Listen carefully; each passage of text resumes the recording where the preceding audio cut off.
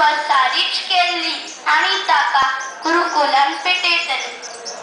गुरुकुलांत आसतना खरोखर वचून चेडवांक दीक्षा हाडचो रिवाज आशिल्लो.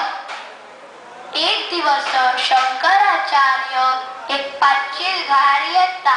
ती पांचशी मस्त गरीब असता. तिला तुमच्या कल्ल्याण असता. ती विचार करता, यो हे बाबा तुमच्या मला कल्ल्याण.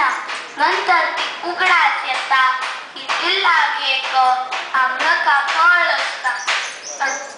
ती विचार करता की इतले सांग फळ ताकल तुमचे पण इतले कमतेत बोर पावून ती विचार करून दवरता की हांव ताका खाली हात पेटयना.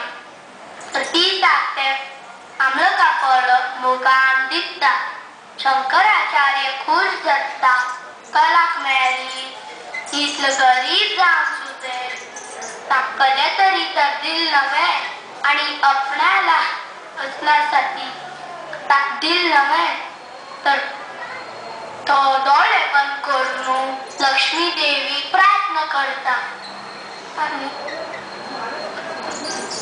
आणि एक स्तोत्र रचना करून ती गल स्तुती करता.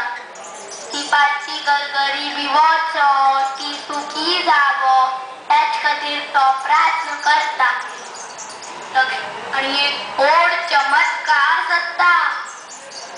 लक्ष्मी देवी प्रसन्न जावन भांगराच आम्रका फळाचे पावसूच कोण जाता. ती पांचशी खुश जाता आणि शंकराचार्य पांय पडता. आणि जे स्तोत्र शंकराचार्य लक्ष्मीक म्हणलेले ते कनकदारा स्तोत्र ते ड्रॉइंग आम्ही आज एक्झिबिशनान केल्या. ते तुम्ही पळया की. आणि आम्ही आता कनकदारा स्तोत्र म्हणचे